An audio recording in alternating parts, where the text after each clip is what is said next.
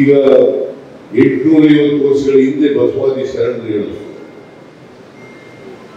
ಸಮ ಸಮಾಜ ನಿರ್ಮಾಣ ಆಗಬೇಕು, ಕಂದಾಚಾರಗಳು ಹೋಗ್ಬೇಕು, ಮೌಢ್ಯಗಳು ಹೋಗ್ಬೇಕು, ಕರ್ಮ ಸಿದ್ಧಾಂತ ಹೋಗ್ಬೇಕು.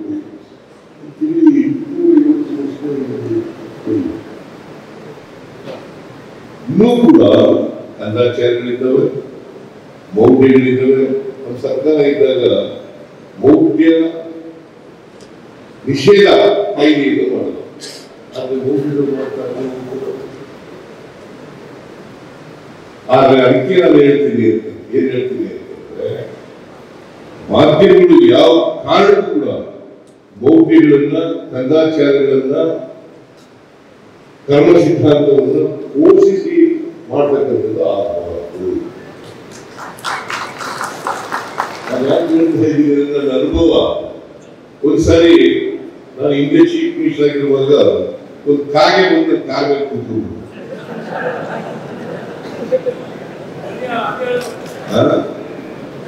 ಕಾಗೆ ಟಿವಿನಲ್ಲಿ ಚರ್ಚೆ, ಸಿದ್ದರಾಮಯ್ಯನವರು ಅವ್ರ ಕಾರ್ ಮೇಲೆ ಕಾಗೆ ಕೂತ್ಕೊಂಡ್ಬಿಟ್ಟು ಮುಖ್ಯಮಂತ್ರಿ ಈ ತರ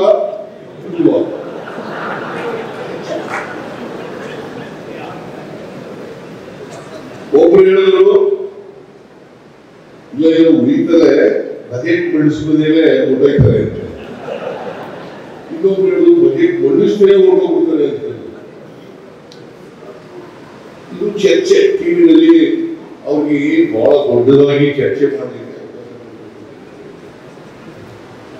ಅದಾದ್ಮೇಲೆ ನಮಗೆ ಇನ್ನೂ 2 ವರ್ಷ ಓದಿದ್ದೆ, ಹೋಗಲೇ ಇಲ್ಲ.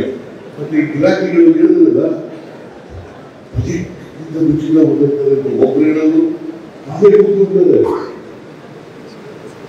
ಪಾಪ ಅದು ಕಷ್ಟ ಏನೋ ಬಂದು ಕೂತಿತ್ತು, ಬೆನ್ನು ಹೋಯ್ತು.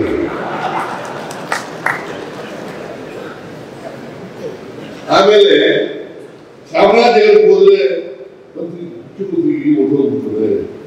ಆಮೇಲೆ ಅಲ್ಲಿನ ಗೊತ್ತಿರುವ ಜನ ಗೊತ್ತಿರ್ಬೋದು, ಚಾಮರಾಜನಗರ ಜಿಲ್ಲೆಯಲ್ಲಿ ಜನ ಗೊತ್ತು, ಅಲ್ಲಿ ವಾಸ ಯಾರು ಮಾಡಲ್ವಾ? ಮತ್ತೆ ಅದಕ್ಕೆ ನೀವು ಕೂಡ್ಕೋ ಬರೀದ.